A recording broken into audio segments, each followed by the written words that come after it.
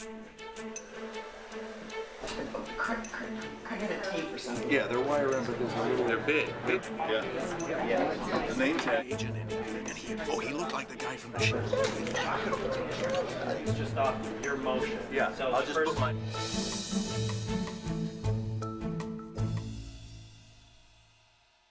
Hey, everybody, thank you very much for doing this. We really appreciate it. This is Jane Kaczmarek, everyone.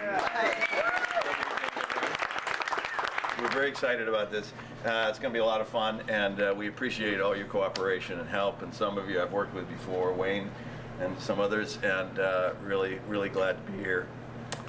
Thank you. And we're going to just pop this off and then get out of your hair. We were joking around and on the set of Breaking Bad a couple years ago or something, and I was talking to some of the producers. I said, you know what we should do? I said, the ending should be, you know, where there's this nightmare and he wakes up a la Newhart, and all of a sudden he wakes up his wife and we think Skyler's going to turn over, and it's Jane Kaczmarek.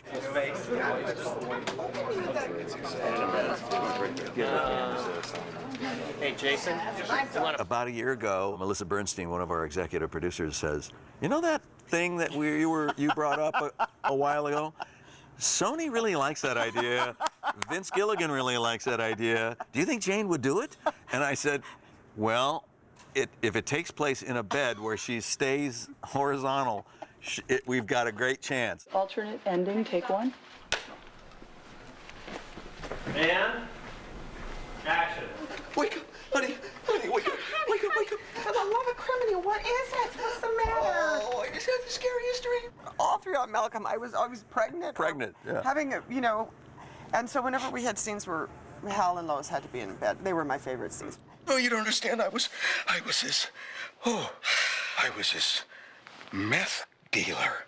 It was written by one of our writing assistants, Gordon, and did a terrific job with it. I went and I watched the end of Newhart, and I watched, you know, went back and watched some Malcolm in the Middle and see where we'd left those two characters. Our script coordinator and writer's PA, Jen Carroll, and I sort of sat down and just brainstormed and sort of figured out what we could do in terms of the beats of the scene. I was this world-class chemist, and I cooked and I sold this ultra-pure methamphetamine.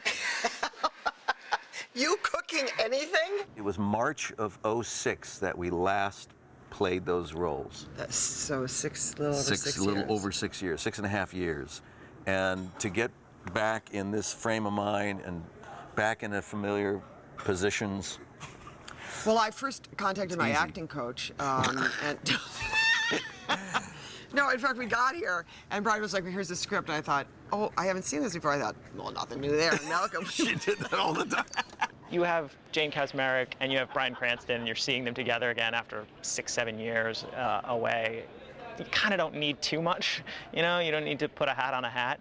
And then there was this other little guy. He was a waif, a man-child. He used to B-word, and he would say, yo, B-word, and yay, science, B-words. There was a moment where she says, you know, in passing, good night, Scarface.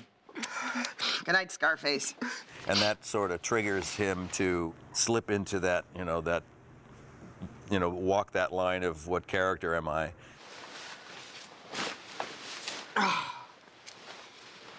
Scarface.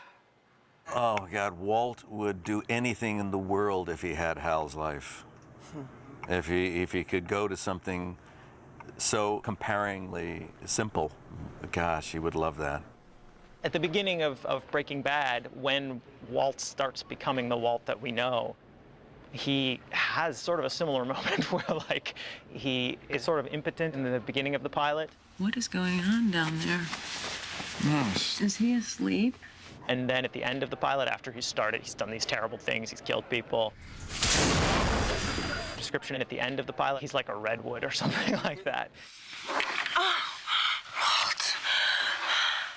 If Hal got that idea, I don't think Lois would have anything to do with it. I'm the one who's knocking. Just stop poking me with that thing. I think people will enjoy it. They'll enjoy not just the Breaking Bad of it, but the Malcolm of it. So I hope that it functions as kind of the best of both worlds. That was great. Thank you so much.